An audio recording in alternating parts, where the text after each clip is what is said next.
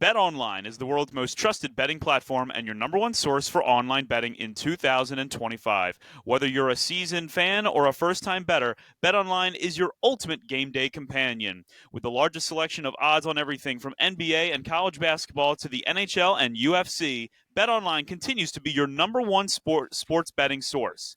From every three-pointer to hat trick, BetOnline has you covered with odds, stats, and more for every game, every play, and every win. BetOnline, the game starts here. And so the chase to number 300 on this show begins. Welcome, everyone, to the Fly Guys podcast. Justin Goodhart alongside Cameron Klein. And we're finally able to stop stroking our own egos and talking about 200 episodes and get back to the important talk of hockey. It's you know what? I think it was a beautiful Saturday morning, at least here in Harrisburg. Cameron, how are you doing on this hopefully beautiful Saturday morning in Marblehead? Good, dude. Good. I'm happy with the results of yesterday. It was a great trade deadline. It was super, super exciting. A lot of big players moved. We'll talk about all that kind of stuff. It is nice, a little bit windy. Right on the coast here, it has been very windy the past 2 days, but spring is coming, dude, and that's all I can feel. You can feel it in the air. You can feel it just getting a little bit warmer every day. Daylight savings is going to come tomorrow. As much as I used to hate that, I'm starting to like it now because I'm an adult and I like the sun, so that's cool. Well, doing well, doing good, and looking forward to the future. Yeah, so it's the future is coming. There was a thing out there. I forget what the number is, but it was a certain amount of players that Danny Briere inherited has now been already turned over. I think it was, it was like 19 of the 35 players that he inherited or something along those lines. And by the way, for the record, I love the sun too. It just makes me yearn a little bit more for those warmer seasons when I can take those long. Because as you know, I like to go on those 4 or 5 mile walks just listening to music out in the summer. Yeah. I prefer 98 degrees outside where, you can the sweat's just pouring off of you as you're walking because A, good exercise, and B, you feel like you did something and it didn't have to be weights and it didn't, you can trick yourself into thinking you got yourself a really good workout in. You can, and I'm a big Heat guy myself, which is ironic that we have a hockey podcast, and we love hockey's probably one of our favorite sports, if not our favorite. But well, to be fair, our birthdays are in the warmer seasons, so true. This is true. But yeah, at the same time, I do love it. I remember saying to my wife, and she's the opposite. She likes the cold and that kind of stuff. But come on, Olivia. I remember saying before, I love sitting on the beach with sunscreen and feeling like it's melting off of you. You just feel like a nice piece of chocolate. That's my favorite feeling in the world. You know what I mean? So yeah, I'm excited. I am excited that it's right around the corner. Speaking of summer, guess where I'm going in June? Where is this? What is this? I'm taking a little road trip with a couple high school friends. Ooh. Oh, listen, okay. The Eagles won the Super Bowl. So if there was ever a time to take a trip to Canton, Ohio, and go visit the Pro Football Hall of Fame, is there not a better time than this summer? I'm so excited for you, man. I'm so excited. They don't release their tickets all at once, so I'm waiting for the tickets to become available for purchase. It was I think I said it was $45 a person to get in. Okay. Okay. And I'm gonna get I want to get a hotel not too far from the museum, but I have been waiting forever to do this. To just go look at the very things that I've spent my entire life studying. And I'm just so amped to go see the Pro Football Hall of Fame. Dude, I can't wait for you. Honestly, I can't because I went there. I want to say two years ago. Yeah, I remember when you went. You went to the Hall of Fame game. It is the Mecca. It is the Mecca of football. It is the Mecca of sports. I will say there's not a whole lot around it. It's pretty much okay. But itself is kind of like it's this whole compound now. They have a couple restaurants there. They have a lot to do at the Hall of Fame. You can spend probably 2 days there if you wanted to, if you really, really wanted to. But dude, I will not lie, I teared up at points. I'm expecting to get pretty emotional. I said to my high school friends, I was like, I don't think you guys realize how much talking about football history they're about to hear from me, even in the car ride to Ohio. Is that why I got the text I got last night about the 1958? Yeah, well, all right. So one thing that I like to frequent, I love to look back at the NFL Films does this great thing where they make these top 10 videos. This is where, my interest in football history would be piqued. I would hear something on Yes. NFL Films, and I would immediately go searching it up. Yes. So they're talking about the 1958 NFL championship game, and it's billed as one of the greatest games ever. It's billed as the game that made football a must-see television sport. And I was like, I've only ever seen the last play of the game. I've only ever seen the Colts winning it on the handoff from Johnny Unitas, beating the New York Giants in overtime. Mm-hmm. Why don't I go watch the game? So I went online and I found the condensed highlights of the game. And obviously, condensed highlights, don't tell necessarily the whole story. And any football game can be boring. Any football game can be exciting. I think that today's fans, and I mean the casual fans, would not have found this game too exciting. Yeah. But there's a couple things that I really loved about it. I think I actually really enjoyed watching that game. First things first, the Giants are the more traditional 1958 NFL style team. They're running the ball a ton. Frank Gifford especially. Gotcha. They're a run-heavy team. The Colts, no, not the case at all. Because they have a guy named Johnny Unitas, and they understand the assignment of, hey, we probably have the best quarterback, one of the, top 15 best quarterbacks in NFL history. Oh, Let's throw the ball. He's top 10 for me. Yeah, he's changed the game. I would say him and Fran Tarkenton of that era are the reasons why we have the kind of quarterbacks we have today. No one talks about Fran Tarkenton. Because he didn't win the Super Bowl. That's what it comes down to. Yeah, well, don't get me started there. Go on. I could talk all day about how undervalued Fran Tarkenton is in NFL lore. But so Unitas, obviously, they were up 14-3 at halftime. The Giants pull off a pretty good comeback. They score the next 14 points. Late in the fourth quarter, the Colts get the ball back and have to kick a field goal. And a lot of people, I don't remember how long the field goal was, but any field goal back in those days, it was a 50-50 shot because you don't have the soccer style kickers today that or back then that you have today. Yeah. So I don't even know who the kicker was for the Colts, but they were straight kickers. So they just put their foot down and kicked it, and if it went in, it was great. The kicking percentage in the 1950s, I think it was around like 45-50%. Oh my lord! Wow. That's the thing. If there was a kicker that went 3 weeks into the season at 50%, he would probably already been cut by now. Yeah, whereas, could you imagine? My goodness, no way.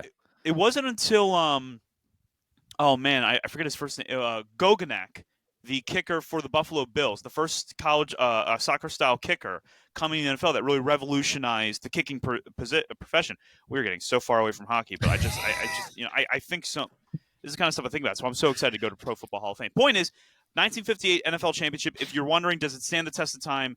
Take it from me. It absolutely stands the test of time. Go watch it if you haven't. It's a really good game. If you're an old school football fan, especially, if you think the 2000 Ravens is arguably one of the greatest teams of all time because of that defense, this is the game for you.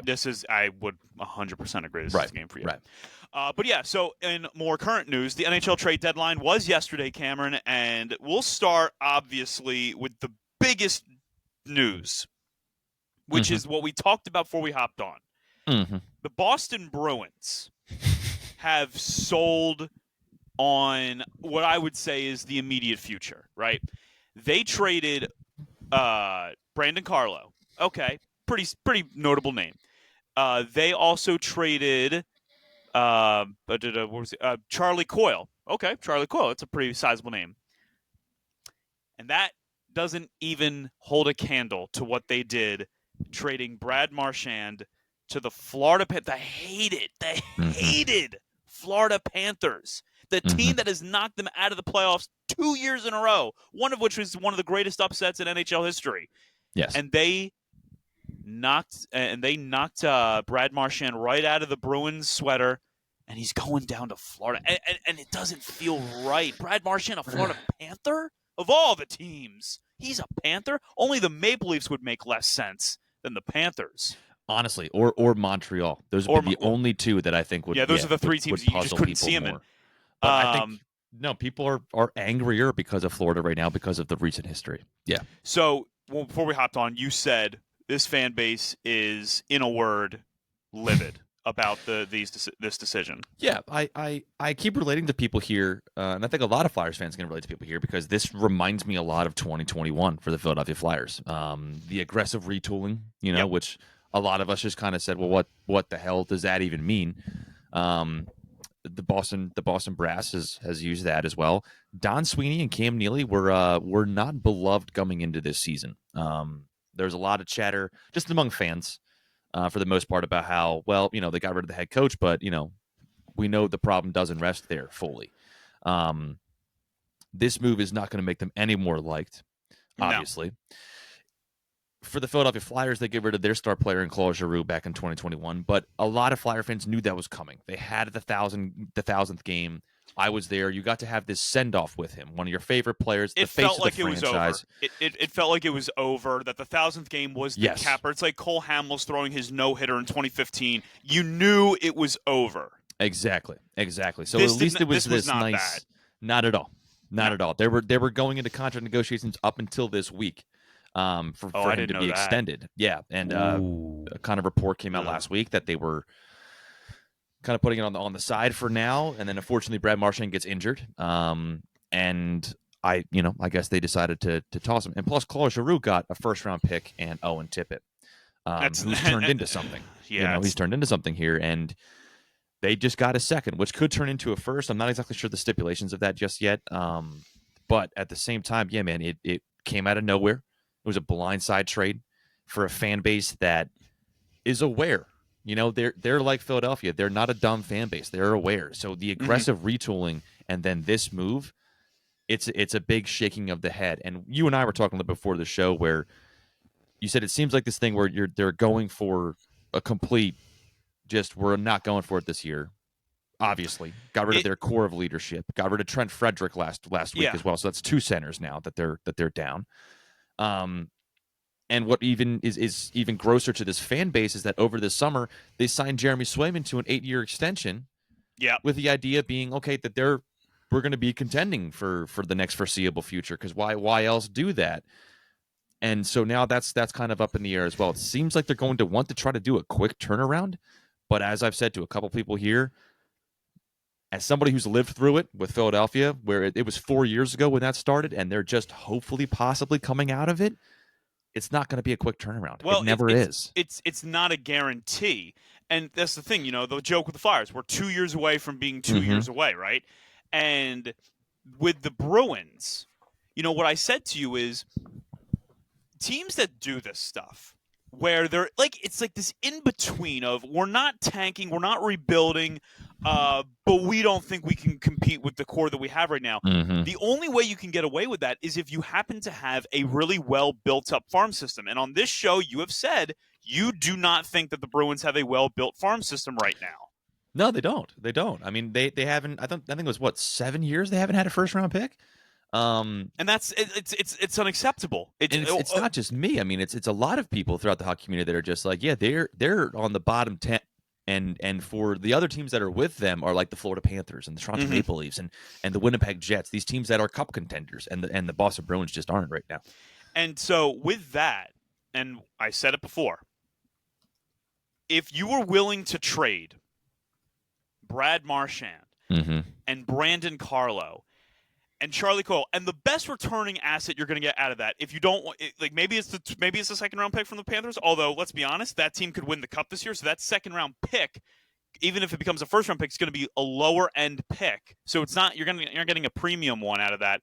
The best return you got is Casey Middlestat from the Colorado Avalanche. Yes. So you were willing to trade those players. You were willing to get rid of your leadership core.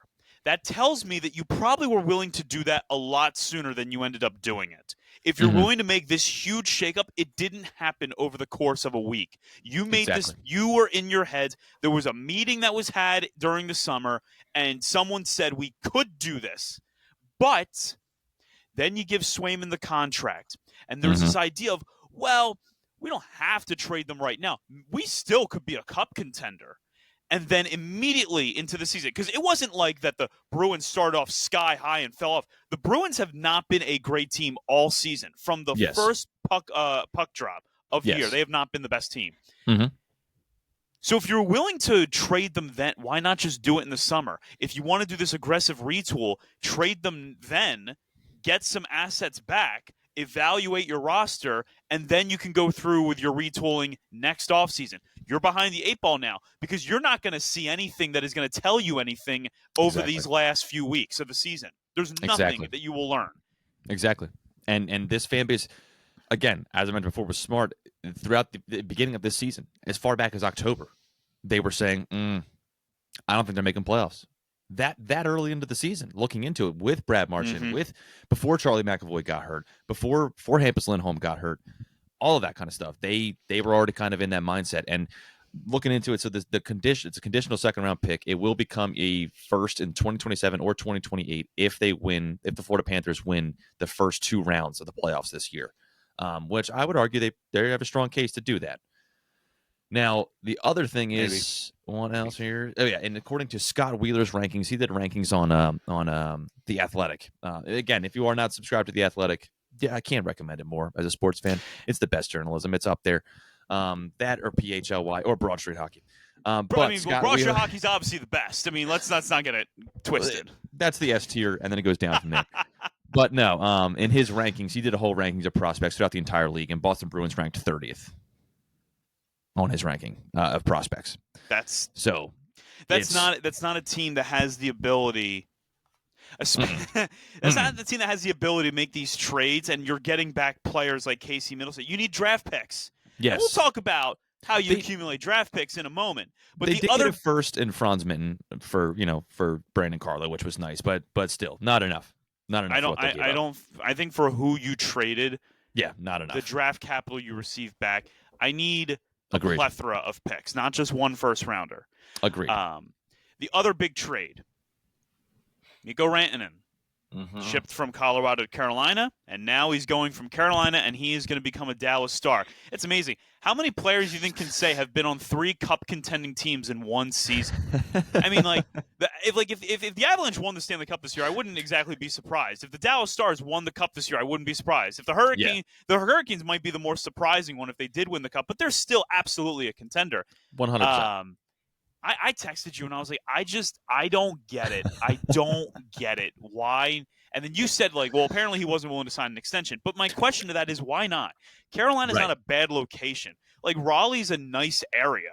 You can go there. The beaches are right there. Everyone, you can go to the south if you want to. There is a lot to like about the Carolinas as a whole. I don't know what Mikko Rantanen had against to go from, hanging out in the Outer Banks during the offseason to Dallas? I got to say this about Texas as a whole. Their cities suck outside of San Antonio. San Antonio is a great city. But Houston, boring city. Dallas, boring city. Austin, boring city. The only reason you should go to Texas is for San Antonio. That's the best city in the entire state. So I don't know, if someone said to me, hey, where do you want to go to vacation? You want to go to, Raleigh? You want to go hang out, or maybe we can go to the Outer Banks, or do you want to go to Dallas? I would look at him and be like, I don't understand how this is even a question. I'm not going to Dallas. Right. This isn't even a Cowboys thing. This is not even a Cowboys thing. This is Dallas is a boring city in the, great state of Texas. No, it's funny because apparently Houston is cool to some people, or Austin. Austin apparently is pretty cool. I was going to say, I've heard Austin can be cool. I've heard Houston is boring. I hated it. Oh, you were there? I was 10 years old. So take it with a grain of salt. This was a while. This is 15. This is 18 years ago now. But still, we went there for a Miami Dolphin game, Houston Texans. It was when Miami Dolphins were 1-15, so maybe that might have something to do with it. But I remember the city itself just thinking it was just very weird. It just felt kind of desolate. There was nobody really around. It was odd. I agree with your sentiment that my experience in Texas was not cool. Did not love it. Don't have no really interest to go back. Because Texas is not built to be a state that has these incredible urban cities. When you think of Texas, you do not think of urban. You think of rodeo. You think of, Wild West cowboy. You think of the best barbecue you might find in the entire country. Those are the things think of Friday Night Lights, right? Like a Friday town Night that Lights. shuts things down for the Friday night football game. You know what I mean? That's what I think of. I agree. Yeah, you're right, because high school football is so massively important in Texas. I don't look at their cities and think, oh man, what a great No. nightlife. I'm sure those support. I'm sure Philly, Boston, D.C., and New York couldn't hold a candle to those cities. No. And But so apparently, I heard that the Carolina Hurricanes facilities are not great. this was Something another thing you about mentioned. that. Yeah. I, So I'm trying to look into it. I'm not seeing anything that's popping out to me, but from what I heard, that's apparently a thing. So maybe that has something to do with it. I don't know. I don't know if the NHLPA does what the NFLPA does, and they release like their report cards on team facilities and all that. Because Right. I mean, like Right. I think the Eagles got like a B, and it was like the Minnesota Vikings have like The Dolphins were number one. The Dolphins were number one again. It was like, Dolphins, that's great. That's so awesome. I'm so happy about that. You got to be number one in something, right? Like that's got to take the wins where you can. I'm glad all the players can go down to retire in Miami and just have fun while they're down there. It's great. It's great. I'm glad they can do their twilight years. They can go there. play shuffleboard with all the old Jewish people in Del Boca. All right, like it's great. Good for them. I'm happy for them. But at the same time, I'd rather win. But whatever. By the way, my retirement does absolutely include me moving to Del Boca and being one with the Jewish people down there. It's I feel like that's what every Jewish person has to fantasize about, is retiring and going to Florida. So I'm not going to fall out of line with my people on that one. I can't wait till we become both of us, but you become an old man. I can't wait to see what you're like. It's going to be great. I feel like curmudgeon is the word that will be used plenty for me. It's going to be great. I fear too much I'll become like my dad. But I can see you arguing over shuffleboard. Moving on. Oh, that was on the line. Anyway, so Mikko Rantanen goes to Dallas. Yes. And immediately Dallas goes from a definite cup contender to maybe ridiculous. Should be the favorites to win the West. Yes. As for Carolina, and I don't really know how you can look at this deal as anything other than they're thinking about the future.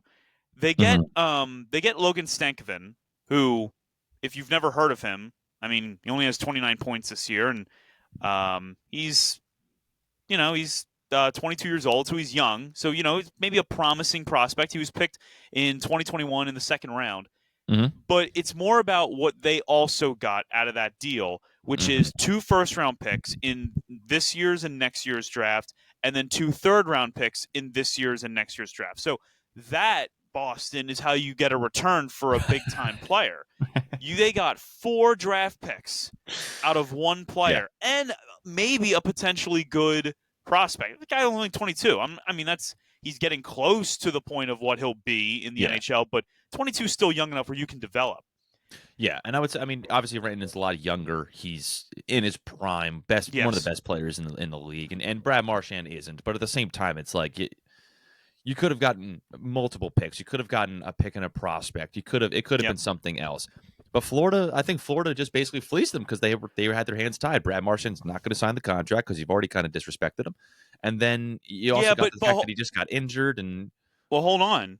But we don't think Mikko Rantanen was going to sign a contract extension down in Carolina. That's a very good point. That's a very good point. Yeah. So 4 picks. For a team that had its hands tied, they made the trade worth it. You didn't want to make the trade, but they made it worth it. That's a very good point. Because when you're making trades, I think so many people think in the mindset of like they're playing NHL on Xbox or playing Madden. It's just like you make a trade to make a trade. When you make a trade, there has to be sound purpose behind it. Mm-hmm. So let's just look at Dallas and Carolina in a nutshell. Why would Dallas send 4 picks for Mikko Rantanen? Now, obviously, they got him to sign that big-time extension, right. So he's going to be there for a long time. But, you're mortgaging quite a bit right there in the immediate future to get a guy like this. Why are you doing it? You're doing it because you think we have a team that's going to win the Stanley Cup this year. We really 100%. Believe that we are one piece away from winning a Stanley Cup. So you're willing to mortgage, the next few drafts. Because who wouldn't mortgage the next few drafts to win a Stanley Cup? Who wouldn't mortgage the next few drafts to win the World Series, the Super Bowl, all these things? And if you're Carolina, maybe you're not as confident as Dallas is that you're going to win the Cup this year. The Eastern Conference has a lot of good teams, and you have been a good, not elite team in the Eastern Conference. Mm-hmm. So you think to yourself, this might not be it for us. Our team is getting older. Cameron pointed out earlier this year that the Hurricanes were in the upper half of team age, and it didn't feel real because we've come to see like this Carolina team is like young and exciting, but it's been about 6 or 7 years since they won that playoff series against Washington. Yes, yeah. So maybe they're thinking we got to get a little younger. Maybe we got to develop. We got to get back to having a really strong farm system and, developing guys like that so we can be competitive and try and win a cup, at some point over these next 5 to 10 years. Yeah, maybe with the signing, with the extension of Rod Brindamore last year, maybe the idea is like, okay, listen, if it's not going to happen this year, we could still find a way to be continuously strong for the next 5 years to where we can still do something in the future with these picks, possibly to bring somebody else in when we're at the trade deadline, maybe 2 years down the line or next year, whatever. I just got to say, too, Mika Rantanen is now the third point per game player on Dallas. And almost 4 with Wyatt Johnson having 59 points in 62 games. It's Dallas is loaded, and it's crazy. And they have great utility players, too. Like, Evgeny Dadonov is just a great power play forward. Yeah. Tyler Seguin's still. Matt Duchene is still killing it. Jason Robertson has been incredible this year for them. Oh, he's bursting onto the scene. I mean, he burst on the scene last year too. But Tyler Seguin, if he was playing as a point per game player, he had 20 points in 19 games. When he comes back, they're nasty, man. Heiskanen is still I think Hiskanen's always been kind of an underrated defender just because they don't Dallas doesn't get a whole ton of press when it comes to the NHL landscape. But I mean, Jake Ottinger, a 911 save percentage, a 242, that team. If Dallas wins the cup this year, that should be one of the least surprising things to come out of this hockey season as a whole. Yeah. They're gunning for it. If I'm a Dallas fan, if they're not winning the cup, I'm pissed off. That's how I'm feeling. Well, I'm sure the fan base would feel very similarly. If they don't win the cup, then it's going to be very, very frustrating because how much more can you do? How much more can you build before you hit the proverbial, that was our last chance? I don't know if this is necessarily Dallas's last chance. You get a guy like Rantanen for the next 8 years, you're going to be in a position to be competitive. But, this might be their best team. This might be their best shot at a cup. Vegas isn't that strong. Colorado's good, but you could argue that Dallas is obviously better. Yeah. Winnipeg has been very good. They have a great goalie, but as we all know, with them, offense is a hit or miss. And then, honestly, the only team that I think can match Dallas's offense stride for stride are the Edmonton Oilers, and we already know about Edmonton when it comes to their goalie situation. It's such a hit or miss with them. Yeah, you have 2 guys that are below 900. It's amazing. That's amazing. We're not talking about the Flyers right now. I mean, seriously, they're a cup contender because their offense is so insanely good. The Edmonton Oilers, but they remind me honestly of the Detroit Lions going into the playoffs this year, which was more hampered by injury, more than anything. But still, it's the same thing of just a freight train on offense, and then kind of very suspect on defense. So I agree. Plus, with Colorado getting rid of Rantanen too, why not go for it? Yeah. I'm just trying to see who currently right now in the West, Winnipeg is 8 points up on Dallas in the Central Division. And Winnipeg, as we talked about it, they're not showing any signs of slowing down. So Dallas, very likely, their first round opponent's going to be the Colorado Avalanche. Yeah, that might tip the scale a little bit in favor of Dallas that they now have what was Colorado's second best player. At least offensively. If you want to say Cal McCarr is more valuable than Mikko Rantanen, I'm not going to argue with you on that. Fair. But Colorado's no closer to getting back Gabriel Landeskog. We don't even know if Landeskog's ever going to play another minute on ice again. Yeah, true. And so, I'd say that Dallas's favor in that series probably is tipped. Definitely. I can't wait. It's going to be so exciting. I love the playoffs. Oh my gosh. Yeah, I'm super excited specifically for the Western Conference playoffs. I don't blame you. I'm just so into what has been happening in the Western Conference. We're going to obviously talk about what your team, the team on Cameron's hat did. We're going to take a break. When we come back, we're obviously going to talk about the trades, but I really gotta get it off my chest now. We're gonna talk about goaltending because I'm about at my wit's end with these goaltenders, and I need to talk about the goaltending, especially with Mm-hmm. Cameron. You're Mm-hmm. listening to the Fly Guys podcast, which is presented by Bet Online. We will be right back. Welcome back to the Fly Guys podcast. Cameron Klein and yours truly, Justin Goodhart, bringing you nothing but the highest quality of hockey content throughout the entire season, and I say that only half sarcastically. Of course. All right, let's talk about it. Let's talk Yep. about what the Flyers did yesterday. Get the smaller ones out of the way. The Flyers trade Eric Johnson away, and they get back Giovanni Smith, who's 27 years old. Doesn't Yeah. really play that much. It's a guy that I can't. Maybe he'll play this year on the Flyers because now they need bodies now. They need people that can actually fill an NHL roster. Yes. The Flyers also traded Andrei Kuzmenko, and they got a third-round pick out of that. And that's a good flip. What they gave up to go get Kuzmenko, and they get another pick for Kuzmenko is pretty good. Yep. I did see one person say that there was potentially some locker room issues, but to be honest with you, he was here so short. How is it even possible that you could become a locker room issue within only, what was it, 3 weeks of being here? Yeah, that's interesting to me. I do like I know when he got traded away from Vancouver and then away from Calgary. From what I read, and also just from looking at his stats, it did look like he kind of was losing some motivation throughout his career. So I maybe that kind of also played a role too. I never when they first got him, my thought pretty much the entire time was mostly likely to flip him. And they did, and they did a good job to flip him, and they get that third-round pick in next year's draft. So, and we're going to talk about how many picks they have, but the big one, the big trade that we had all thought might happen last year, and it finally happens this year. The Philadelphia Flyers trade Scott Laughton and a 4th-round pick and a 6th-round pick to the Toronto Maple Leafs.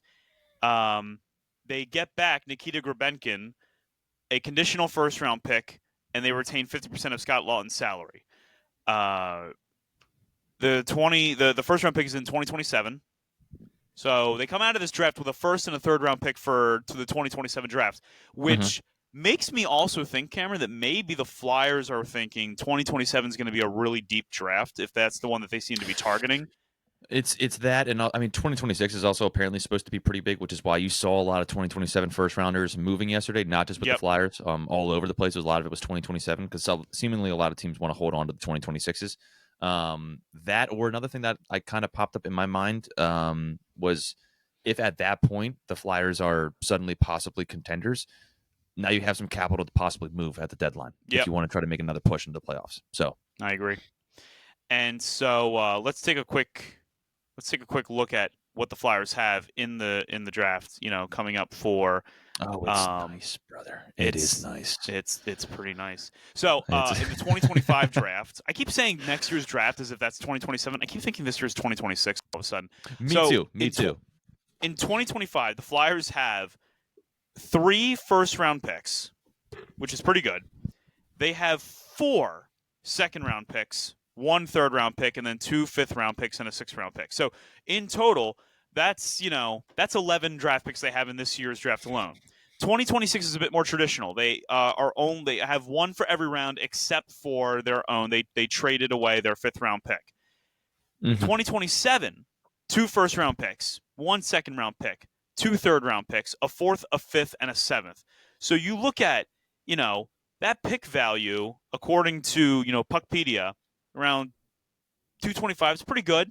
I'm not going to sit here and tell you that they have the best draft selection or draft positioning possible, but 11 picks in just this year's draft alone, and then it's 17 between now and next year, and then let's see, 19, 20, 22, 23, 24, 25 draft picks to make over the next 3 drafts, provided they don't either A, get any more, or ship some of those out to try and improve the roster in the immediate. Yeah. That's a lot of draft capital, and you can do a lot with that as well. Yes, you can. Again, like we've mentioned plenty of times before, a lot of people who are mentioning online who are upset that they gave up a 4th and a 7th in the Laughton deal. You need draft picks for a rebuild, right? That's the whole point. So they're sitting very Yep. pretty.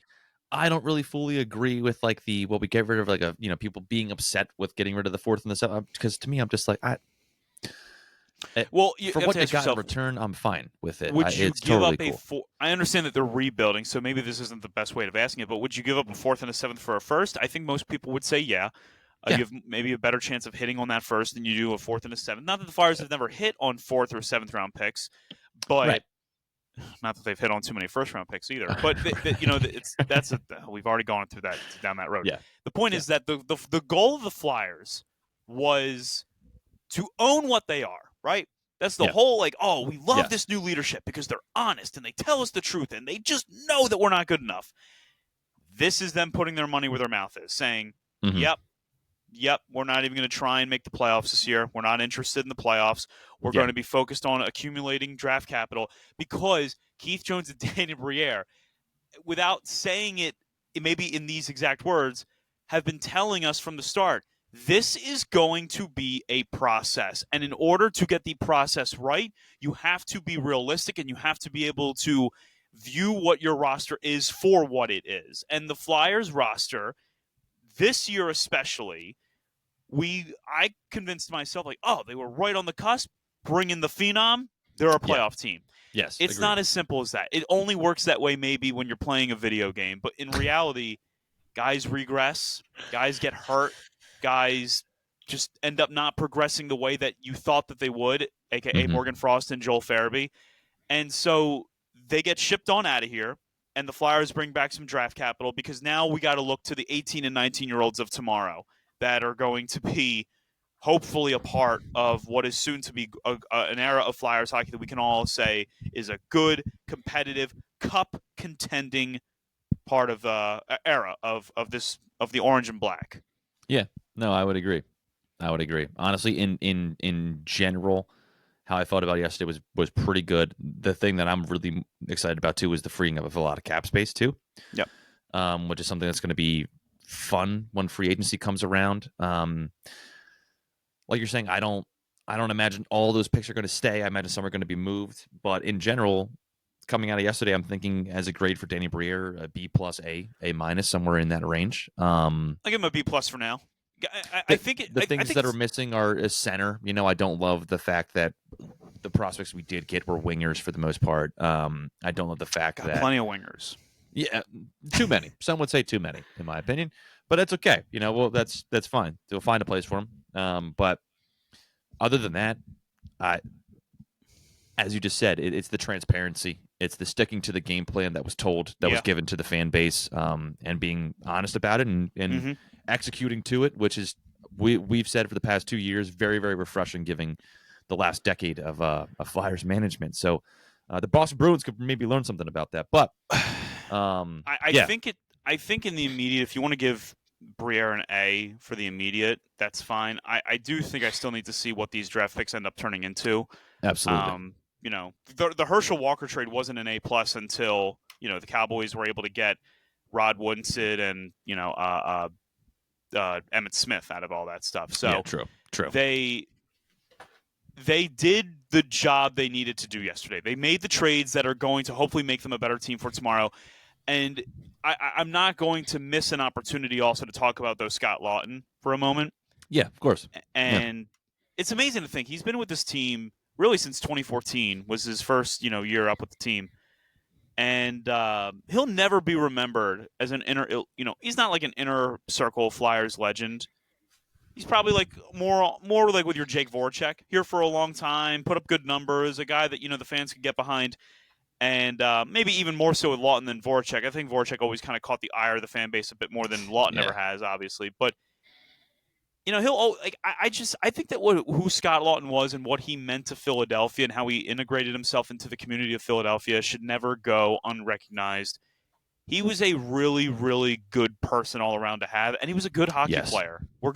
Those are the types of players that if they're here for 10 plus years, they're forever a part of the culture that is the Philadelphia Flyers. And he's one of those guys. Yeah, he was a guy you could really root for. A great locker room guy. Did so much for the community. I mean, he was in recent memory, the best community guy I can remember. And he did the intangibles too. Like that's what the Toronto Maple Leafs wanted. That's why they gave up what they gave up for him. Yep. He's a great penalty killer. He does the hard job. He does the defensive positioning well, those kinds of things. He's a responsible guy you can throw into your bottom six and just trust that third line, fourth line, when he comes out there, whatever position you need filled, he's going to do it. So yeah, they lost somebody with a lot of value there, and a guy who was really, really loved in the locker room, who a lot of people were arguing should have been captain a couple years ago, and there was a good argument for it. So it's sad to see him go. Again, we love the return. I think it was a good return, and it makes sense, but it's never easy also to say goodbye to a guy like that. And another thing I didn't realize was that he did play with the guy who traded him, Danny Briere. For 5 games back in 2012, 2013.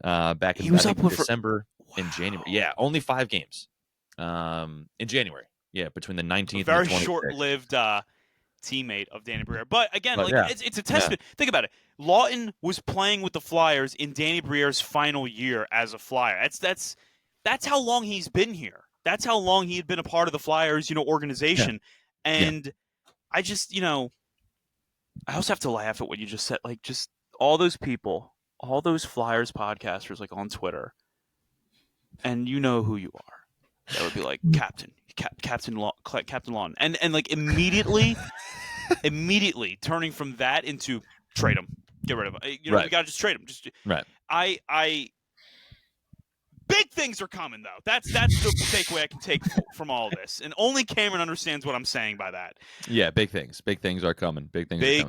Big things, huge things. But no, yeah. So yeah, but we say goodbye to Scott Laughton, who will always be remembered as a Philadelphia Flyer and someone that honestly really helped the culture of this team. I think of the Pride Nights. I just think of his support for the Pride Nights and how a certain other Philadelphia Flyer was basically just willing to not try and be that supportive, and a certain group of people then coming out and buying his jersey en masse. But ultimately, Scott Laughton always, having the backs of a marginalized group. And I think that is a Philadelphia thing to do. I think that that's always kind of been, a staple of Philadelphia, to always stand up for like the right things. And he did all of those things. Yeah. Toronto is getting such a good person, and they're getting a damn good hockey player too. Yes. And a guy who just is responsible and cares. And yeah. And who knows, man? I mean, when his contract ends, he'll be 31, 32 years old. Not super, super young. This might not be the last time you see him in a Flyers jersey, to be completely honest with you. It really might not. If nothing else, I hope he does. I hope, because I want to see Claude Giroux do the same thing. I hope that he retires as a Flyer. Like, I want to see Claude Giroux retire as a Flyer, even if it's a one-day contract. Retire as a member of this organization, because it's, we would love that. I hope they would love it too, but I know we would definitely love it.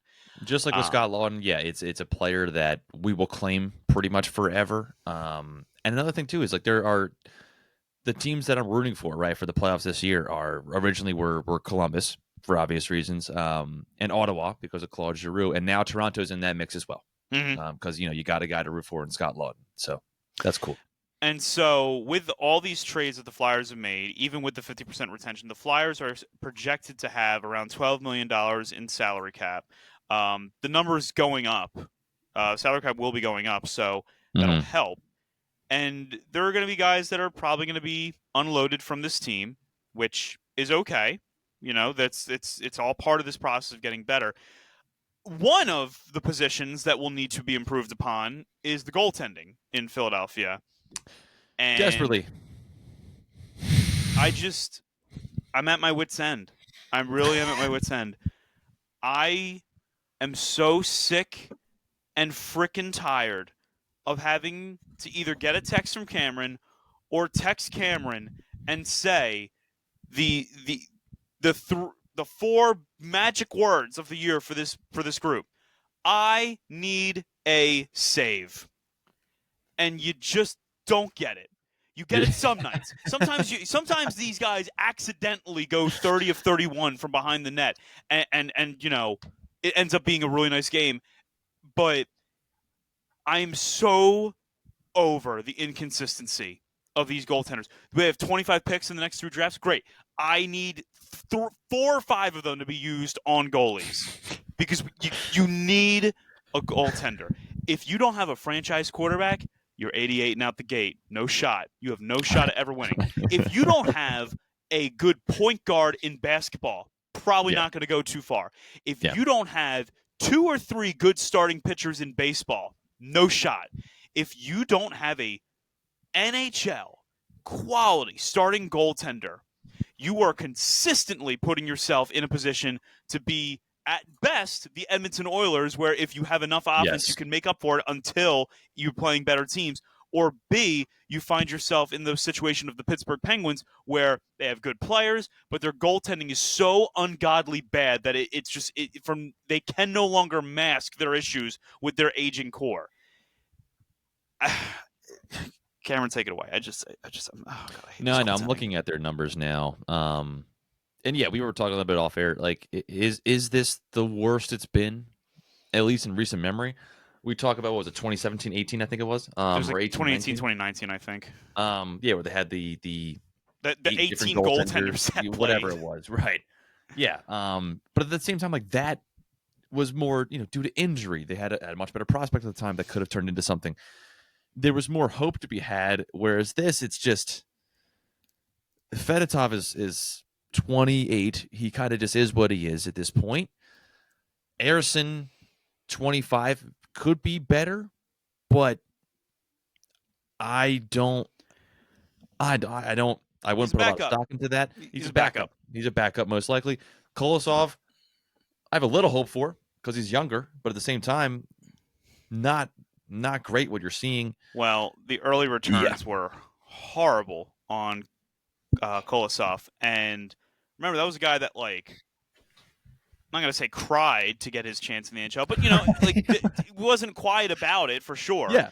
Wanted his shot, got his shot, and sucked at his shot. Right. Did not look good. You can rebound from that, sure, but you know what the problem is? And I don't think that I've talked about this before with goaltending. If you have such a bad start to your career in anything, your confidence is the immediate concern. Because, like, oh no, what if I do stink? Once your confidence falls as a young player in any league, that's kind of where it stays. Yeah. Especially if you have no one to bring you out of it. As far as defense is an elite, it's not like they've had, like, Kimmo Timonen, Eric Desjardins, Braden Coburn, and Chris Pronger back there, and it's all the goalie's fault. But I don't know, dude. You have all this padding on. You're paid to be the goalie. Every now and then, like, I need you to bail me out a little bit. And if it passes the eye test, or it fails the eye test too, like, it's not, you're not just saying this because it's like, well, his numbers are bad. It's what we're seeing on the ice. That night in Calgary the Calgary game was as bad as it gets. As bad as it gets. They come out of the break, and they get these 3 wins. And it's like, oh my goodness, look at that. 6-1, and Fedotov looked great. Look at how they played against the Jets, and how great Ersson was in that. And then that game in Pittsburgh, where they're up 3-0, and then Ersson proceeds to collapse like a Jenga shack and just cannot get us through that game, and they end up losing. And then Calgary comes, and it's 6 goals there. Ersson's pulled after allowing 3 goals on 5 shots. Yep. And then they got to bring in Fedotov. And Fedotov's not pulling you out of a jam at that point. And this offense is certainly not pulling you out of that jam. No, of course not. Michkov can only do so much. We haven't even talked about the fact that he has 20 goals on the season now. That's how frustrating it has been that we can't even talk about the most exciting player on the Flyers having 20 goals and probably should be the Calder, trophy winner this year. But with the goaltending, every now and then, your defense commits a turnover. Every now and then, a forward on the offensive line may pass a puck that results in a 3-on-2 or a 2-on-1. Yeah. Your last line of defense has to make a save every now and then. I'm not saying you have to stop every breakaway that you ever have coming at you. I'm not saying you have to stop every 2-on-1. But you know what? You shouldn't be so far out of position that a slap shot from old man Carlson somehow makes its way through in the back of the net. Yeah. There was things we saw last year where it was progression, Yeah. throughout the entire season, and then a you wall. just and then a wall. But going into this season, you mentioned earlier, was that with Matthew Mitchell coming in, the idea was, okay, we have a new stud with the players we had from last year. Seemingly, we should be able to make the playoffs, right? Seemingly, we should be able to possibly be teasing at a wild card spot here. At least by we were thinking by March, it would be like, okay, a push is going to be needed to possibly get in, where we are so far from that. And in my opinion, because Mitchkov did bring the offense looks significantly better. The power play, the numbers don't lie. It is better than it was last year. Not great, not where it should be, but it's better. But the goaltending has, in my opinion, just plummeted them. And ironically, I mean, his numbers are pretty much the same at 8.99 in 2022-23, 8.90 last year, 8.89 this year. It's pretty much right for the park horse for Sam Ersson. But at the same time, it feels like, to me, the biggest problem has been the goaltending night in and night out, usually. So then enough of this, that's my goalie one. He's not your goalie one. Right. I'm not trying to be mean about this either. I don't think Sam Ersson is a bum, but I do not think by any stretch he is not a guy that in a 7-game series against the New Jersey Devils, you're really confident in a 7-game series against the New Jersey Devils that guy is going to steal a couple games from you. He's going to goalie the Devils a couple times. Maybe one time. We saw it earlier this season when he had faced 13 shots on goal. It's like Marty Brodeur numbers right there. Right. I am just so over pretending about this goaltending and thinking that they could get better. We've now seen it 2 years in a row. Urs hits this wall late in the season. He cannot handle the grind of an entire season, in my opinion, because he's not built for that, which is not necessarily his fault, but it just proves that he's a backup.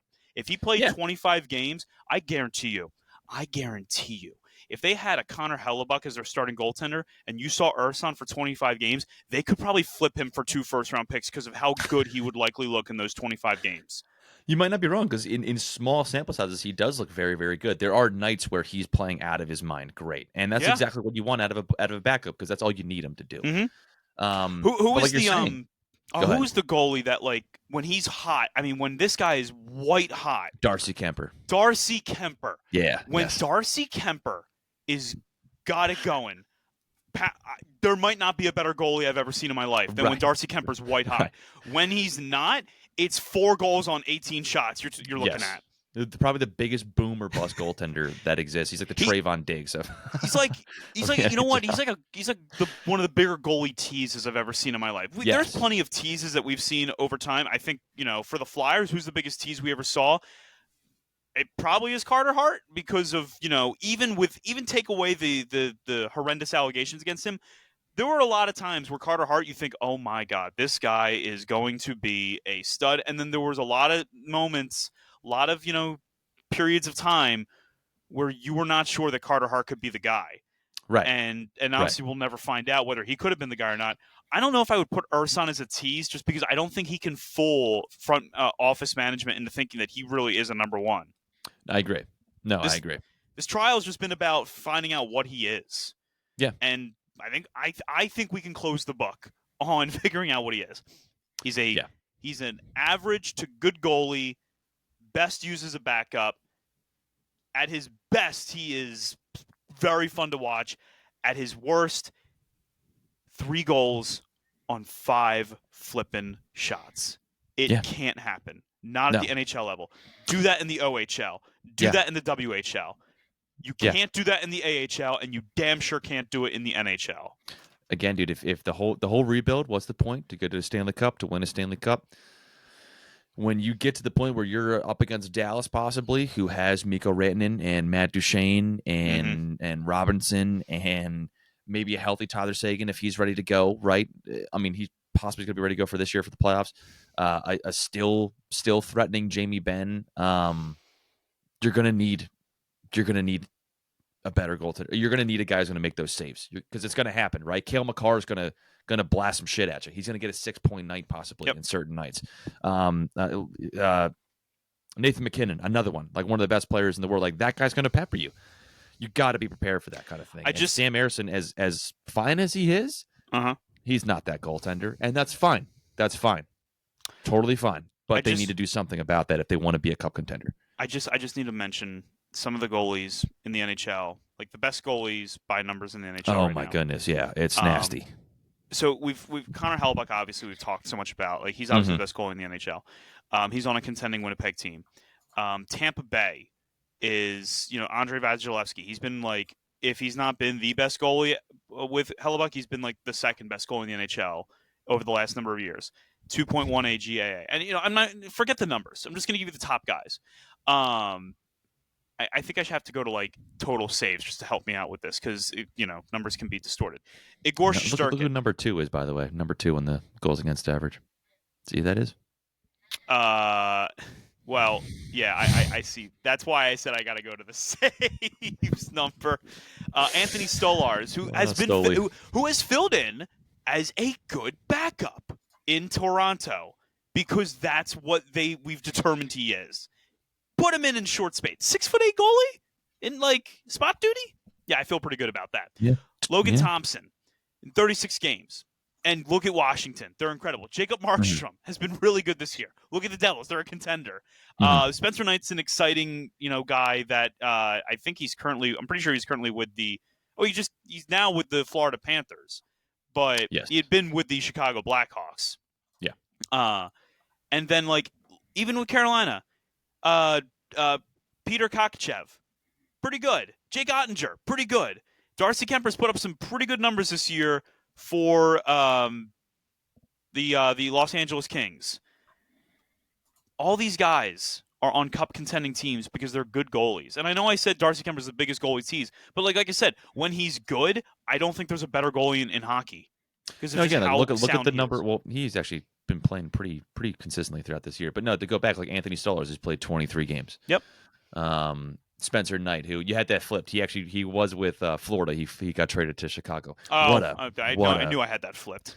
What a rough day. You know what I mean? Finding that out. You go from a cup contender to how old is Spencer Knight actually? He's 23. 23. Well, 23. You only can hope that Chicago in the next few years could become a playoff contender to make your talents worthwhile. We'll see. But 25 games, point being, again, like that's what theoretically Sam Ersson could possibly be if he was only playing 20 games in a season, but he's not.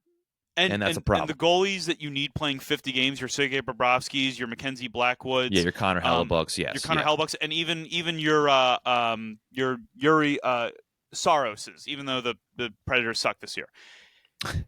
Those are the goalies you need if you're going to make a run deep into the playoffs.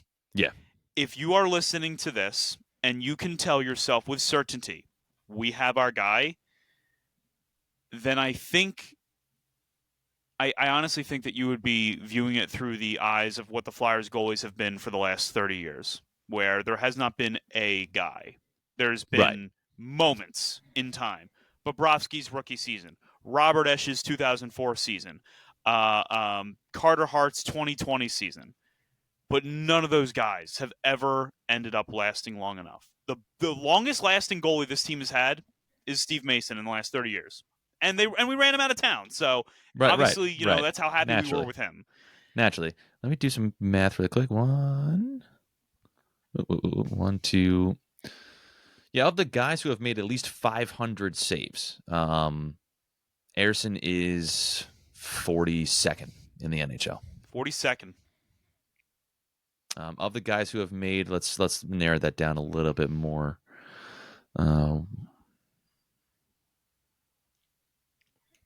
Is Sam Ersson, is 42nd good enough to beat Jacob Markstrom?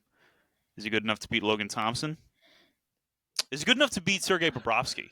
Of guys who have done at least 700 saves, he's at 32. 700 saves, he's at 32. 700 saves. So I figured that's a little bit better of a number. Yeah. I had to just do some quick math there, which is why you saw me staring into space. But ask yourself this question right now. Who would you rather have, Jordan Binnington or Sam Ersson?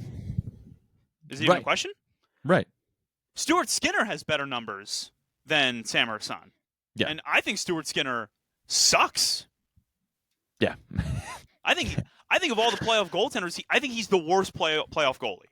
That's going to be in the playoffs this year. Sick to my stomach is the Anthony Stolarz, who only has 600 saves, so like he doesn't count on that list, but he's up there, and then you have Cam Talbot at 900. You got Alex Lyon at 900. Just these guys who were just, get him out. And yeah, I was a part of that, right? Not with Stoli. I like Stoli, but listen to me now. I'm saying get him out. Get him.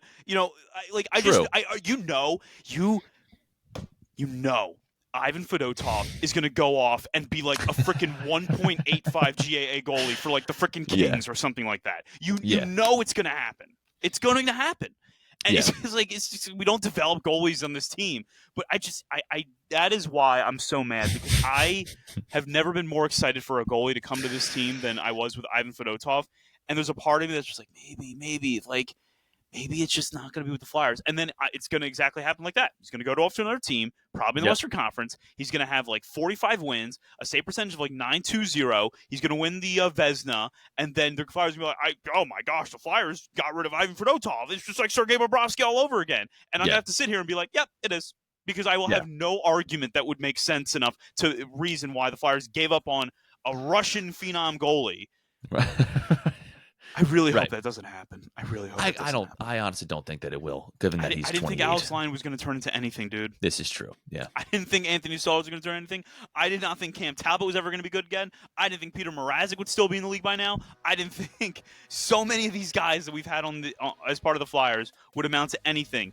And meanwhile, Alex Lyon's been on a playoff team more recently than the Philadelphia Flyers have been. I am sick to my stomach. Yeah. Dude, again, add it to the list. Add it to the long list of guys who, they got traded and won a cup. It's like the old days of the Eagles getting rid of a guy and then he ends up winning a Super Bowl somewhere.